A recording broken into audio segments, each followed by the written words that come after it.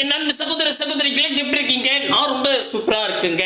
Group 4 எக்ஸாமுக்கு அப்புறம் அதாவது 20/7/2025 இப்போ லேட்டஸ்டா வந்து டிஎன்பிஎஸ்ல ஒரு எக்ஸாம் நடக்குது. டெக்னிக்கல் சர்வீஸ் எக்ஸாம்னு இன்டர்வியூ போஸ்டிங் கிட்டத்தட்ட குரூப் 2 ஸ்டாண்டர்ட்னு வச்சுக்கோங்க. அதில் ஆப்டிடியூட் ரீசனிங்கில் 25 கேள்விகள் கேட்டிருந்தாங்க. அதில் பர்டிகுலராக ரீசனிங்கில் 10 கேள்விகள் கேட்டிருக்காங்க. இந்த 10 கேள்விக்கு தான் சிம்பிளான ஷார்ட்கட்டில் நம்ம இப்போ பார்க்க போகிறோம். இந்த 10 கேள்வியும் கீழே டிஸ்கிரிப்ஷனில் ஆன்லைன் டெஸ்ட்டாக கொடுத்துருக்கேன். ஒரு முறை டெஸ்ட் எழுதி பாருங்கள். உங்கள் மெத்தேடில் நீங்கள் எவ்வளோ நேரம் டைம் ஸ்பெண்ட் பண்ணுறீங்க அப்படின்னு பார்த்துட்டு அதுக்கப்புறம் இந்த வீடியோவில் நான் சொல்கிற மெத்தேடை யூஸ் பண்ணி பாருங்கள். எவ்வளோ குயிக்காக முடிக்கிறீங்க அப்படின்னு பார்த்துக்கலாம். சரிங்களா? நான் வந்து பார்த்தா இன்னும் அஃபிஷியலாக ஆன்சர் கீ வெளியிடல. இப்போ தானே 20 தினம் வந்துச்சு. ஸோ நம்ம குரூப்பில் கிடைச்ச கொஸ்டினை வச்சு உங்களுக்கு சொல்கிறேன். சரிங்களா? ஸோ இங்கே பாருங்களேன், ஒரு கேள்வி 196 கேட்டிருக்காங்க. இசட் ஈக்குவல் டு 52 மற்றும் சிஏடி ஈக்குவல் டு 48 எனில் பிஏடினா என்ன அப்படின்னு சொல்லிட்டாங்க. பொதுவாக ஏபிசிடி அப்படின்னு பார்த்தா 26 எழுத்து இருக்கு. இப்போ இதை எப்படி எழுதிக்கலாம்னா ஏனா 1, பினா 2, சினா 3, டினா 4, அதே மாதிரி எக்ஸ்னா 24, ஒய்னா 25, இசட்னா 26 அப்படின்னு மொத்தம் 26 எழுத்துக்கள் இருக்கு. ஒவ்வொரு எழுத்துக்கும் நான் வந்து நம்பர் கொடுத்துக்கிறேன். சரிங்களா? ஏனா ஃபர்ஸ்ட் லெட்டர் 1, பினா 2வது லெட்டர் 2, சினா 3வது லெட்டர் 3, டினா 4வது லெட்டர் 4, அதுக்கப்புறம் இசட்னா 26வது லெட்டரா வருது, அப்போ 26 அப்படின்னு ஒவ்வொன்றுக்கும் நம்பர் வச்சுக்கிறேன். சரிங்களா? ஓகே. இதுக்கு அடுத்ததாக இப்போ என்ன சொல்றாங்கன்னா இசட்னா 52 அப்படின்னு சொல்றாங்க. 52 கொஞ்சம் யோசிங்க. அதாவது பொதுவாக இசட்னா 26வது எழுத்து, அப்போ 26 தான் வரணும். ஆனால் ஏன் 52 கொடுத்தாங்க? ஒருவேளை இந்த 26யும் கூட்டினா எனக்கு 52 வருது. அப்போ அதோட எண்ணை அதே என்னால் கூட்டியிருக்காங்க. கரெக்டா? ஸோ 26வது எழுத்து 26வதுலேயே கூட்டினா 52 வருது. ஓகே. நம்ம இன்னொரு இதுவும் கொடுத்துருக்காங்க, சிஏடினா 48ன்னு. அதுவும் அதே மாதிரி டெஸ்ட் பண்ணலாம். அப்போது சிஏடி அப்படின்னு எழுதிக்கிட்டேன். சிக்கு என்ன நம்பர் இருக்குது பாருங்க, 3, ஏன்னா 1, அதுக்கப்புறம் டீனா டி எங்கே இருக்குது பாருங்க, இதோ இருக்கு 20. ஓகேவா? இப்போ இந்த நம்பர்லாம் அப்படியே போட்டுக்கிறேன். ஓகேவா? சினா 3, ஏன்னா 1, டீனா 20. இதை கூட்டிங்க. 20, 1, 21, ஒரு 3, 24 அப்படின்னு கிடைக்கும். சரிங்களா? இப்போ நம்ம மேலே என்ன பண்ணோம், எந்த நம்பர் கிடைக்குதோ அதே நம்பரால் கூட்டிருக்காங்க. இப்போ இசட்னா 26, 26 கூட்டியிருக்காங்க. அதே மாதிரி இப்போ சிஏடிக்கு சினா 3, ஏனா 1, டீனா 20 கூட்டினா 24 வருது. அதே 24 கூட்டினா எனக்கு 48ன்னு வருது. டெஸ்ட் பண்ணி பார்க்கலான்னு பார்த்தா அதே 48 பர்ஃபெக்டாக வருது. அப்போது இதன் மூலமாக நமக்கு என்ன சொல்லியிருக்காங்கன்னா அந்த எழுத்துக்களோட இப்போ ஏன்னா 1, சின்னா 3, டீனா 20 அதை கூட்டி வரக்கூடிய விடையில அதே நம்பரால் கூட்டியிருக்காங்கன்னு தெரியுது. அப்போ அடுத்ததா பிஏடி அப்படின்னு கேட்குறாங்க. ஸோ நான் என்ன பண்ணுறேன், இந்த இடத்துல பிஏடி அப்படின்னு போட்டுட்டேன். பின்னா 2 கரெக்டா, ஏன்னா 1, டீனா 20. இதை கூட்டுங்க. 2 1 கூட்டினா 3 3 கூட 20 கூட்டினா 23ன்னு கிடைக்கும். அப்போ அதே 23ஆல் கூட்டணும் இல்லையா? அப்படி தானே பண்ணியிருக்காங்க. ஸோ 3 3 6, 2 2 4, 46 அப்படின்னு வரும். அப்போ 46 ஆன்சரான்னு போய் பார்த்தா ஆப்ஷன் பியில் பர்ஃபெக்டாக இருக்குது. இதுதான் ஆன்சர். ரொம்ப சிம்பிளான மெத்தேடு. ஏபிசிடிக்கெலாம் நம்பர் கொடுத்துட்டா போதும். சரிங்களா? கிட்டத்தட்ட இந்த மாடல்லையே 3 கேள்விகள் வரைக்கும் கேட்டிருக்காங்க. இதே மாடலில் குரூப் 4 எக்ஸாம்லேயும் கேட்டிருந்தாங்க. கரெக்டா? அடுத்தது இங்கே பாருங்களேன், 198வது கேள்வியா, ஆங்கில எழுத்துக்களில் இடப்பக்கத்தில் இருந்து 6வது எழுத்துக்கும் இடப்பக்கத்தில் இருந்து 14வது எழுத்துக்கும் நடுவே உள்ள எழுத்து எது அப்படின்னு கேட்டாங்க. ஸோ இடதுன்னா லெஃப்ட். கரெக்டா? ஓகே. இப்போ நான் என்ன பண்ணிட்டேன், இதே தான் இங்கே பாருங்களேன். இதை வச்சு நம்ம சொல்லலாமா? இதை அழிச்சிட்றேன். இப்போ நான் என்ன பண்ணிட்டேன், பொதுவாக என்ன சொல்கிறாங்க பாருங்க, ஆங்கில எழுத்துக்கள்னு சொல்லிட்டாங்க. ஆங்கில எழுத்துனாவே மொத்தம் 26 எழுத்து இருக்கு. நான் 26 எழுத்து எழுதி அதுக்கு நம்பர் போட்டு வச்சிருக்கேன் டேபிளில். இது தயவு செஞ்சு நீங்கள் எக்ஸாமோடு எழுதிருங்க பின்னாடி, ஓகேவா? ஏன்னா 1, பின்னா 2, சின்னா 3ன்னு எழுதிட்டா கன்ஃபியூஷன் இல்லாமல் வந்துடும். இதில் என்ன சொல்கிறாங்கன்னா, இடப்பக்கத்திலிருந்து 6வது இடப்பக்கம்னா இதுதான் இது, சரிங்களா? இப்படி போகிறதான் லெஃப்ட் ஹேண்ட் சைடு, சரிங்களா? ஸோ லெஃப்ட் ஹேண்ட் சைடுனா முன்னோக்கி போனோம் அப்படின்னு அர்த்தம். அது ஞாபகம் வச்சுங்க. ஸோ இதை பற்றி நிறைய கணக்கு போகும்போது லெஃப்ட்னா ஏன் முன்னாடி, ரைட்னா ஏன் பின்னாடின்னு நான் சொல்கிறேன், சரிங்களா? இப்போதைக்கு ஞாபகம் வச்சுங்க முன்னோக்கி, ஓகேவா? ஸோ முன்னோக்கினா அப்படியே போனால் 6வது எஃப், சரிங்களா? ஓகே. ஸோ முன்னோக்கி 6வது நம்பர், அப்போது எஃப் நான் எடுத்துக்கிறேன், ஓகேவா? இங்கே நான் ரவுண்டு போட்டு வச்சுக்கிட்டேன். அடுத்தது பார்ப்போம். அடுத்தது என்ன சொல்கிறாங்கன்னா, இடப்பக்கத்திலேருந்து அதே இடப்பக்கத்திலேருந்து 14வது எழுத்து. ஸோ அப்போ இங்கிருந்து 14வது எழுத்துனா தோ இருக்கு பாருங்களேன். ஸோ 14வது எழுத்து என்ன, சரிங்களா? இது 6வது எழுத்து, இது 14வது எழுத்து, ஓகேவா? இப்போ இதுக்கு என்ன சொல்லிட்டாங்கன்னா, அதாவது லெஃப்ட் ஹேண்ட் சைட்ல இருந்து 6வதுக்கும் அதே லெஃப்ட் ஹேண்ட் சைட்ல இருந்து 14வதுக்கும் இடையே உள்ள நம்பர்ல நடு நம்பர் என்ன, நடு எழுத்து என்ன, அவ்வளோதான். ஓகேவா? புரியுதுங்களா? நான் என்ன பண்ணிட்டேங்க பாருங்க, 6, 7, அதாவது எஃப், ஜி, ஹெச், ஐ, ஜே, கே, எல், எம், என்னன்னு 6க்கும் 14க்கும் வச்சுக்கிட்டேன். இப்போ இதில் என்ன கேட்குறாங்கன்னா, மைய நம்பர். எப்பவுமே ஞாபகம் வச்சுங்க, ஒரு இடத்துல சென்டர் நம்பர் கேட்குறாங்கன்னா கன்ஃபியூஷனே தேவையில்லை. நிறைய பேர் எப்படி போகிறதுன்னு இருப்பீங்க. முதல் நம்பர் அடித்தா கடைசி நம்பர், இது எழுதி புரியுதுங்களா? அவங்க 6க்கும் 14க்கும் நடுவில் என்ன நம்பர் இருக்குன்னு கேட்டாங்க. நான் என்ன பண்ணிட்டேன், இங்க பாருங்க, இந்த 6 எஃப் 6ஆ, ஜி 7ஆ, ஹெச் 8ஆ, ஐ வந்து 9ஆ, ஜே வந்து 10ஆ, கே வந்து 11ஆ, எல் வந்து 12ஆ, எம் வந்து 13ஆ, என் வந்து 14ஆ. ஸோ அது அப்படி இங்கே தனியாக எழுதிக்கிட்டேன், ஓகேவா? எழுதிக்கிட்டே இப்போ இதோட சென்டர் கண்டுபிடிக்கணும். சென்டர் கண்டுபிடினா முதல் எஃப் 6ன்னு இருக்குல்ல, அதை அடிச்சுட்டா லாஸ்ட்டும் அடிச்சிடணும். எண் 14 இருக்கு பாருங்க, அதுக்கு அடுத்தது முதல் 2வது அடிச்சா கடைசி 2வது அடிக்கணும். முதல் 3வது அடிச்சா கடைசி 3வது அடிக்கணும். முதல் 4வது அடிச்சா கடைசி 4வது அடிக்கணும். மையத்தில் ஒரே ஒரு நம்பர் கிடைக்கும், அதுதான் நடு நம்பர். அப்போ 10வது நம்பர் ஜே தான் கிடைக்குது. அப்போ ஜே தான் ஆன்சர், முடிஞ்சிருச்சு. ஜே இருக்குதா? ஆப்ஷன் பில பர்ஃபெக்டா இருக்கு. ரொம்ப எளிமையான கேள்வி, சரிங்களா? பட் இதை பற்றி நிறைய கணக்கு இருக்குது, நிறைய ஒர்க் அவுட் பண்ணால் ஈஸியாக இருக்கும். இதுக்கு வந்து ஃபார்முலாலாம் கிடையாது, சரிங்களா? ஸோ அவங்க சொல்கிறத வச்சே போட்டுடலாம், புரியும் அப்படின்னு நம்புகிறேன். ஸோ இதே மெத்தேடில் இன்னொரு கேள்வி கேட்டிருக்காங்க. இங்கே பாருங்களேன், 200வது கேள்வியா, ஏபிசி ஏஏபிபிசிசி ஏஏஏபிபிபிசிசிசி எக்ஸெட்ரா என்ற அமைப்பில் 25வது எழுத்து என்ன அப்படின்னு கேட்டாங்க. ஸோ இந்த இடத்துல இங்கே 25ன்னு போது தான் நம்ம சிங்க் ஆகுது. ஓ, மொத்தம் ஏபிசிடி 26 எழுத்து இருக்கு, அதில் 25வது என்ன அப்படின்னு கேட்குறாங்க. நார்மலாக ஏபிசிடின்னு கொடுத்தாங்கன்னா 25வது எழுத்து கண்டுபிடித்து ரொம்ப ஈஸி. ஏன்னா அது பாருங்களேன், இந்த இடத்துல ஏபிசிடின்னு இருக்குன்னு வச்சுங்க, இப்போ 25னா ஒய் தான் வரும் அப்படின்னு நம்ம சொல்லிடலாம். ஆனால் இந்த இடத்துல இன்னும் கொஞ்சம் கண்டிஷன் கொடுத்துருக்காங்க. என்னன்னா, முதல் ஏபிசின்னு இருக்கு, அடுத்தது ஏ 2 முறை, பி 2 முறை, சி 2 முறை வருது. அதுக்கு அடுத்தது ஏ 3 முறை, பி 3 முறை, சி 3 முறை வருது. அப்போ அதுக்கு அடுத்தது எப்படி இருக்கும்? ஏ 4 முறை, பி 4 முறை, சி 4 முறைன்னு வரும். அதுக்கு அடுத்தது எப்படி இருக்கும்? ஏ 5 முறை, ஏ 6 முறை, சாரி, ஏ 5 முறை, பி 5 முறை, சி 5 முறை அப்படின்னு ஏறிட்டே போகும். ஆனால் அவங்க கேட்கறது 25வது லெட்டர் தான் என்ன வருதுன்னு கேட்குறாங்க. நான் என்ன பண்ணிட்டேன், இங்கே பாருங்கள், முதல்ல 1லேருந்து 26 வரைக்கும் எழுதிட்டேன் நம்பர். நீங்கள் முதல்ல இதை 1லேருந்து 26 வரைக்கும் எழுதிடுங்க. எழுதிட்டு உடனே இங்கே என்ன முதல் சொல்கிறாங்க, ஏபிசி. அப்போ என்ன பண்ணுறேன், ஏபிசி அப்படின்னு போட்டுக்கிட்டேன். அப்போ 1 2 3 ஏபிசி, ஓகே. அதுக்கு அடுத்தது ஏ 2 முறை, பி 2 முறை, சி 2 முறை வருதா? அப்போ என்ன பண்ணுறேன், ஏ 2 முறை, பி 2 முறை, சி 2 முறை. அப்போது 4 5 6 7 8 9ன்னு வச்சுக்கிட்டேன். இது வரைக்கும் புரியுதா? அதுக்கு அடுத்தது ஏ 3 முறை, பி 3 முறை, சி 3 முறைன்றாங்க. அப்போ நான் என்ன பண்ணுறேன், ஏ 3 முறை, பி 3, இங்கே இப்படி வளைங்க, அது பாருங்க 14 இங்கேருந்து ஆரம்பிக்குது, சரிங்களா? ஸோ நான் இப்படி எழுதியிருக்கேன், இப்படி போய் இப்படி வர மாதிரி, ஓகேவா? உங்கள் விருப்பம், நீங்கள் பேப்பர் இருந்தால் நீட்டாக கூட எழுதிங்க. இங்கே நான் வந்து இடம் இல்லாதாலும் மடிச்சு எழுதியிருக்கேன். ஸோ பி 3 முறை, சி 3 முறை அப்படி எழுதுனா, ஏ 3 முறை வரும்போது 10 11 12 13 14 15 16 17 18 வரைக்கும் வருது.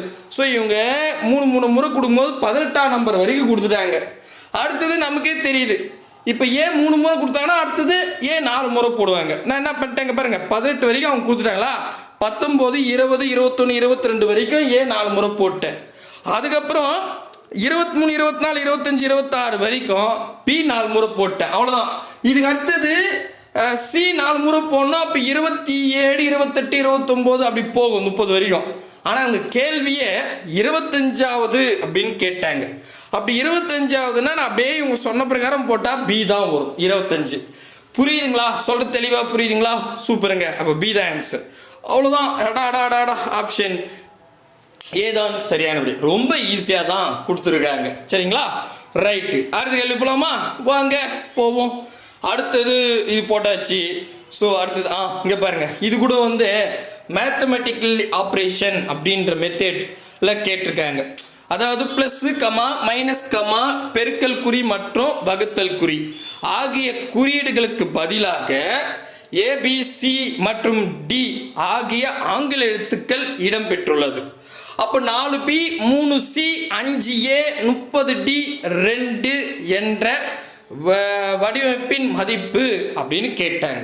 அதாவது இதுக்கு என்ன சொல்றாங்கன்னா, பிளஸ் இருக்கிறதுல ஏ போடுங்க, மைனஸ் இருக்கிறதுல பி போடுங்க, பெருக்கல் இருக்கிறதுல சி போடுங்க, வகுத்தல் இருக்கிறதுல டி போடுங்கன்னு அர்த்தம். அப்படியும் சொல்லலாம். அப்படி இல்லைன்னா ஏ எங்கெல்லாம் இருக்கோ அங்கே ப்ளஸ் குறி போடுங்க, பி எங்கெல்லாம் இருக்கோ அங்கே மைனஸ் குறி போடுங்க, சி எங்கெல்லாம் இருக்கோ அங்கே பெருக்கல் குறி போடுங்க, டி எங்கெல்லாம் இருக்கோ அங்கே வகுத்தல் குறி போடுங்க அப்படின்னும் சொல்லலாம். தப்பு கிடையாது. ஓகேவா? எப்படி ரெண்டும் ஒன்று தான். அப்போ நான் என்ன பண்ணுறேன், இந்த இடத்துல நமக்கு ஏபிசிடி கொடுத்தாலும் நான் முதல்ல ஏ அப்படின்னா ப்ளஸ் குறி, அடுத்தது பி அப்படின்னா மைனஸ் குறி, அடுத்தது சி அப்படின்னா பெருக்கல் குறி, அடுத்தது டி அப்படின்னா வகுத்தல் குறி. ஓகேவா? ஸோ இப்படி எழுதிக்கிட்டேன். நெக்ஸ்ட் என்ன பண்ண போகிறேன், இங்கே பாருங்கள், 4B நான் அந்த நம்பர் மட்டும் எழுதிக்கிறேன். 4 3 5 30 2 அப்படின்னு கொடுத்துருக்காங்க. ஓகேவா? இங்கே இடம் இல்லாதால அப்படியே எழுதிக்கிட்டேன். இப்போ நான் நடுவில் கேப் வச்சுருக்கேன், இதை எழுத்து வச்சு போட்டுடல. அதாவது முதல்ல 4க்கும் 3க்கும் நடுவில் பி இருக்குது. பின்னா மைனஸ் குறி போடணும், இந்த இடத்துல மைனஸ் போட்டுருங்க. புரியுதா? அடுத்தது 3க்கும் சிக்கும் 3க்கும் 5க்கும் நடுவில் சி இருக்குது. கரெக்டாக 3க்கும் 5க்கும் நடுவில் சி இருக்குது. சி இருந்தால் பெருக்கல் குறி போடணும், பெருக்கல் குறி போட்டேன். நெக்ஸ்ட்டு 5க்கும் 30க்கும் நடுவில் ஏ இருக்குது. ஏன்னா ப்ளஸ் குறி போடணும். அப்போ 5க்கும் 30க்கும் நடுவில் ஏ இருக்குது. ஸோ ப்ளஸ் குறி போட்டுட்டேன். ஃபைனலாக 30க்கும் 2க்கும் நடுவில் டி இருக்குது. டின்னா வகுத்தல் போடணும், இந்த இடத்துல வகுத்தல் போட்டேன். சரிங்களா? உங்களுக்கு புரியறதுக்காக இங்கே இடம் இல்லாததால நான் எழுதுகிறேன். 4 மைனஸ் 3 பெருக்கல் 5 ப்ளஸ்ஸு 30 வகுத்தல் 2. ரைட். இப்போ இதை சுருகணும்னா நம்ம போர்ட் மாஸ் பயப்பள்ளியை கூட்டுட்டு வரணும்.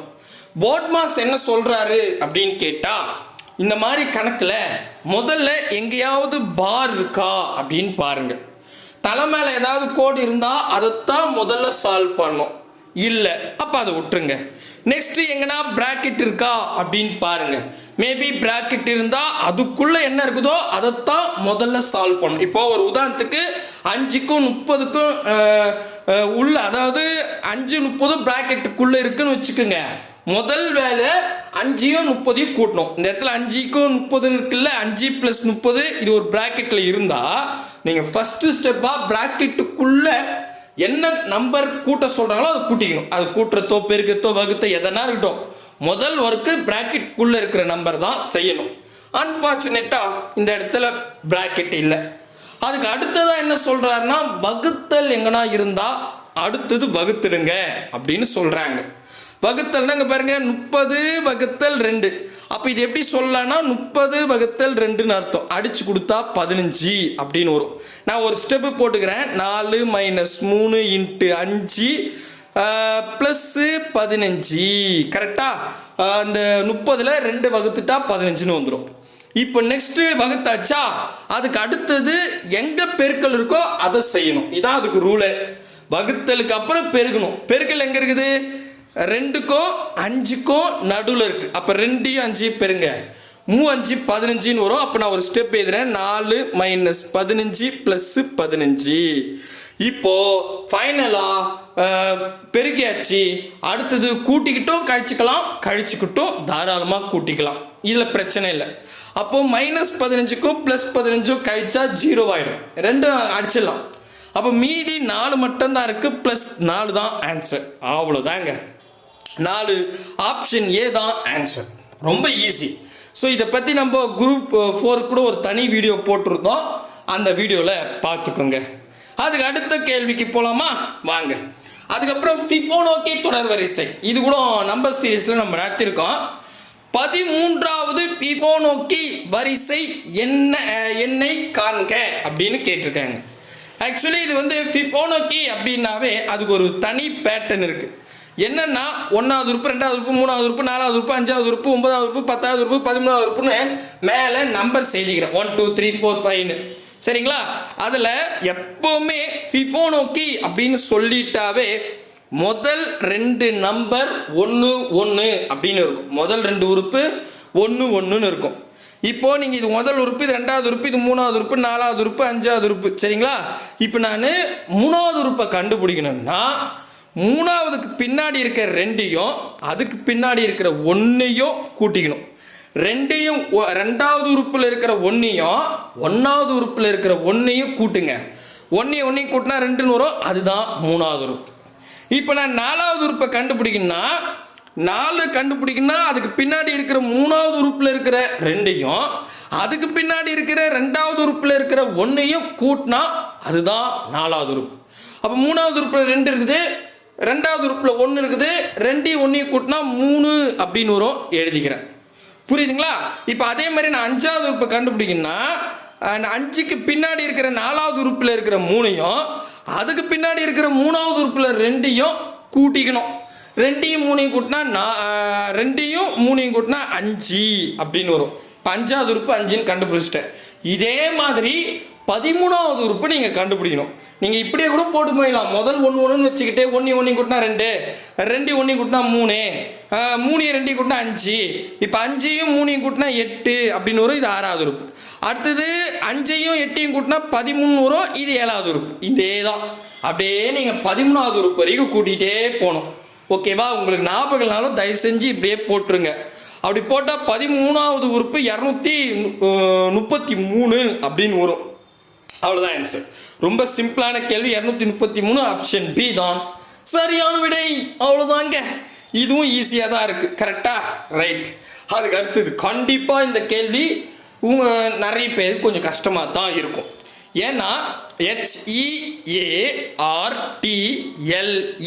HEARTLESS என்ற சொல்லின் எழுத்துக்களில் வரிசை மாறாமலும் ஒரு எழுத்தை ஒரு முறை மட்டுமே பயன்படுத்தி எத்தனை தனி சொற்கள் பிரிக்கலாம், எத்தனை சொற்களாக பிரிக்கலாம் அப்படின்னு கேட்டிருக்காங்க. அப்போ இதை நீங்கள் படிச்சிங்கன்னா வி ஹார்ட்லெஸ்ஸா, ஆமாங்க, இதயமற்ற செயல், இரக்கமற்றவர் அப்படிலாம் சொல்லுவாங்க. அதுதான் இதை என்ன சொல்கிறாங்கன்னா ஒன்றும் இல்லைங்க. இப்போ இதில் அப்படியே எதையுமே மாற்றக்கூடாது, அப்படியே வச்சுக்கிட்டு இதுக்குள்ள எத்தனை வார்த்தைகள் இருக்குன்னு கேட்குறாங்க. ஒரு எக்ஸாம்பிளுக்கு பாருங்களேன். HE இது கொஞ்சம் கடினமாக தான் இருக்கும், யோசிக்கணும் அந்த இடத்துல. HE ஹீனா அவர் அப்படின்னு சொல்லலாம். அவர் அப்படின்னு ஒரு வார்த்தை வரும். நெக்ஸ்ட்டு ART அப்படின்னு இருக்கும். ART ஹார்ட், கலை அப்படின்னு சொல்லலாம். கரெக்டா? அதுக்கு அடுத்தது LESS லெஸ், குறைவு அப்படின்னு சொல்லலாம். ஸோ அப்போ ஹார்ட்லெஸ், ஹார்ட்லெஸ், ஈன்றது ஒன்று, அவர், அதுக்கப்புறம் ஹார்ட்னா கலை, லெஸ்னா குறைவு. 3 வார்த்தை உருவாக்கிட்டேன். ஸோ அப்போ நமக்கு 3 அப்படின்னு எழுதிடலாம். பட் இது அந்த நேரத்தில் தான் நீங்கள் போடணும். சரிங்களா? ஓகே. இப்போ நான் உங்களுக்கு என்ன பண்ணுறேன், ஒரு ஹோம்ஒர்க் தரேன். இதுக்கு சென்ட்ரல் கவர்மெண்ட்டில் கேட்ட கொஷின் தான். STAIN ஸ்டைன் லெஸ், LESS அதாவது ஸ்டெயின்லெஸ் ஸ்டீலா? ஆமா, வாயில் டக்குன்னு வரலப்பா. விளம்பரத்தெல்லாம் பார்க்குமே, துருபிடிக்காத கம்பிகள் அப்படின்னு சொல்லுவாங்களே, அதை தான் கொடுத்துருக்காங்க. என்ற சொல்லின் எழுத்துக்கள் வரி மாறாமலும் ஒரு எழுத்தை ஒரு முறை மட்டுமே பயன்படுத்தி எத்தனை தனித்த சொற்கள் பேக்கலாம் அப்படின்னு கேட்டிருக்காங்க. போடுங்க. 0 ஒன்று கூட பிரிக்க முடியாது. 1 2 3 அப்படின்னு சொல்லுங்க. இது ஒரு அடிஷ்னலாக கொஸ்டின் கொடுத்தேன், நீங்களா யோசித்து போடுறீங்களா அப்படின்னு பார்க்கலாம். பட் எனக்கு தெரிஞ்சு இது கொஞ்சம் கடினமான வேலையாக தான் இருக்கும் தமிழ் மீடியம் ஸ்டூடெண்ட்டுக்கு. ஆங்கிலம் மீடியம் அவங்களுக்கு ஈஸி தான். சரிங்களா? ஓகே, அடுத்தது இது ரொம்ப ஈஸி. 10th நியூ புக்கில் தான் இருக்குது. 3, 6, 9, 12, எக்ஸெட்ரா 111 என்ற கூட்டு தொடரில் உள்ள உறுப்புகளின் எண்ணிக்கை என்ன அப்படின்னு கேட்டாங்க. இது ரொம்ப சிம்பிள். அதாவது 3, 6, 9, 12, 111. ஸோ மொத்தம் வந்து பார்த்தீங்கன்னா இதில் மொத்தம் எத்தனை இருக்குதுன்னு எத்தனை உறுப்புகளின் எண்ணிக்கைன்னு கேட்டாங்க. சரிங்களா? ரொம்ப ஈஸிங்க. நீங்கள் என்ன பண்ணுங்க, இந்த 3 இந்த 111 வகுத்துருங்க. வகுத்துட்டா ஒரு ஆன்சர் வரும், அதான் விடை, முடிஞ்சிருச்சு. 3 3 3 9ன்னு வரும். 11ல் 9 போனால் 2 இருக்கும், அப்படி பக்கத்தில் போடுங்க. 21 இருக்கு, 7 3 21 வரும். ஸோ 37 வருது. ஆன்சர் 37. ஆப்ஷன் பி தான் சரியான விடை. இது கூட்டுத்தொடரான்னு கண்டுபிடிக்கணும். ஸோ சில விஷயம்லாம் இருக்குது, அதை நான் கூட்டுத்தொடர் நடத்தும் போது சொல்கிறேன். பட் உங்களுக்கு கான்செப்ட் புரிஞ்சு போயிருந்தா இவ்வளோதான், நம்பரை கட்சி நம்பரை வகுத்த ஆன்சர் அப்படின்னு. சரிங்களா? ஓகே, அப்போ 37 ஆன்சர். நெக்ஸ்ட் அடுத்தது இங்கே பாருங்க, இது கூட 10th புக்கில் தான் கொடுத்துருப்பாங்க. 1/3 1 அடுக்கு, அதாவது 1/3 + 2/3 + 3/3 + எக்ஸெட்ரா + k/3 = 44,100 எனில் 1 + 2 + 3 எக்ஸெட்ரா + k இன் மதிப்பு அப்படின்னு கேட்டாங்க. இந்த மாதிரி இந்த பக்கம் கியூப்ல கொடுத்துட்டு பவர்ல 3 கொடுத்துட்டு இந்த பக்கம் பவர்ல 1, அங்க பவர்ல அதாவது 1 + 2 + 3 இருக்கா, அப்ப அந்த பவர்ல 1 இருக்குன்னு அர்த்தம். சரிங்களா? 3 பவர் 3ல கொடுத்துட்டு பவர் 1ல கேட்டாங்கன்னா, புரியுதா பாருங்க, பவர் 3ல கொடுத்துட்டு பவர் 1ல கேட்டாங்கன்னா ஆப்ஷன்ல எந்த நம்பரை நீங்க 2 முறை பெருக்குனா அது வருதோ அதான் ஆன்சர். முடிஞ்சிருச்சு. இவ்வளோதான் மெத்தேடு. சொல்றது புரியுதுங்களா? பவர்ல 3ல கொடுத்துட்டு பவர் 1ல கேட்டாங்கன்னா இந்த 44,100ன்னு இருக்குல்ல, இந்த ஆப்ஷன்ல எந்த நம்பரை அதே நம்பரால் பெருக்குனா, உதாரணத்துக்கு ஆப்ஷனே 210ன்னு எடுத்துக்கிறேன். இதே 210ஆல் பெருக்கி வரக்கூடிய விடை 44,100ன்னு வந்துச்சுன்னா இதான் ஆன்சர். எப்பா இதெல்லாம் பெருக முடியுமா அப்படின்னு கேட்டிங்கன்னா அதுக்கு மெத்தட் இருக்குது, ஈஸியாக சொல்கிறேன் வாங்க. ஃபஸ்ட்டு வந்து பார்த்தீங்கன்னா இப்போ இப்படி எழுதலாம். 210 ஸ்கொயர் பண்ணணும். ஸ்கொயர் பண்ணோன்னா 2 முறை பெருக்கணும். 210 × 210 அவ்வளோதான். ஸோ எப்போவுமே ஞாபகம் வச்சுங்க, இந்த இடத்துல நமக்கு 210 3 டிஜிட் ஸ்கொயர் பண்ணுறது ரொம்ப சிரமமாக இருக்கும். அதனால் நான் என்ன பண்ணிக்கிறேன், ஆல்டர்னேட்டிவாக 21 ஸ்கொயர்னு பண்ணுறேன். அந்த 0 நான் லெஸ் பண்ணிடுறேன். இந்த 0 வந்து பார்த்தீங்கன்னா 2 டைம்ஸ் பெருனா 2 0 ஆகிடும். 0 × 0ன்னு போட்டால் 2 0. எப்பா எப்படா 0 0 பெருனா 0 தானே வரும் அப்படின்னு கேட்காதீங்க. ஸ்கொயர் பண்ணுறேன். இங்கே ஒரு நம்பர் இருக்கு போது இருங்களேன், இப்போ சிம்பிளாக சொல்கிறேன், ஏன்னா நீங்கள் வேறு கன்ஃபியூஷன் ஆகாதீங்க. என்னடா இது உளறன்னு. 10யும் பெருக்குனா 100ன்னு வரும். கரெக்டா? அப்போது இங்கே இருக்கிற ஒரு 0வையும் இந்த பக்கம் இருக்கிற ஒரு 0வையும் 2 0 பெருக்குனா 2 0 வருது. ஆமா இல்லையா? அப்போ அதே மாதிரி இங்கே 44,100ன்னு இருக்கு. அப்போ நான் என்ன பண்ணுறேன், கடைசியில் 2 0 இருக்குது. அப்போ நான் இந்த இடத்துல பாருங்களேன், 210 ஆப்ஷன் ஏ எடுத்துக்கிறேன். அப்படி எடுத்துக்கிட்டா 210 × 210ன்னா இந்த 0க்கு இந்த 0 சேர்த்து கடைசியில் 2 0 வரும். புரியுதா? 10 பெருக்குனா 100 வருது இல்லை? அதே மாதிரி அந்த 2 0 பெருக்குனா கடைசியில் 2 0 வரும். அதனால நான் கற்பனையாக அந்த 2 0வை எடுத்துக்கிட்டேன். ஜஸ்ட் 21 ஸ்கொயர் பண்ணனா 441 வந்துச்சுன்னா ஆன்சர் முடிஞ்சிருச்சு. இவ்வளோதான். புரியுதா? தெளிவாயிடுச்சா? இல்லை அப்படி வரல அப்படின்னா 20 இது விட்டுருங்க. இங்கே இருக்கு பாருங்க, 200 இருக்கா, 20 ஸ்கொயர் பண்ணுங்க. ஜஸ்ட் ட்ரை பண்ணுவோம், வருதான்னு பார்க்கலாம், வரலன்னா அப்புறம் பார்த்துக்கலாம். சரிங்களா? முதல்ல ஆப்ஷனை ஒன்று கரெக்டாக வரட்டும், இல்லைன்னா ஆப்ஷனை ஒமிட் பண்ணுற வேலையாவது பார்ப்போம். ஓகேவா? உங்களுக்கு புரியுதுங்களா?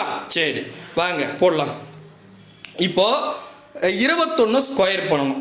ஐயா எனக்கு 21 ஸ்கொயர் பண்ண தெரியாது, பிரச்சனையே இல்லை. முதல்ல இந்த 2 ஸ்கொயர் பண்ணுங்க. 2 ஸ்கொயர் பண்ணால் அதே நம்பரால் பெருங்க. 2 2 4 வரும். அப்போ 0 4ன்னு போட்டுங்க. நெக்ஸ்ட் இந்த 1 ஸ்கொயர் பண்ணுங்க. 1 ஸ்கொயர் பண்ணால் 1 தான் வரும். அப்போ 0 1ன்னு போடுங்க. நெக்ஸ்ட்டு இருக்கிற நம்பர் எல்லாத்தையும் ஒரு முறை பெருங்க. சொல்கிறது புரியுதா? முதல்ல 2 ஸ்கொயர் பண்ணோம், 1 ஸ்கொயர் பண்ணோம், எழுதிக்கிட்டேன்.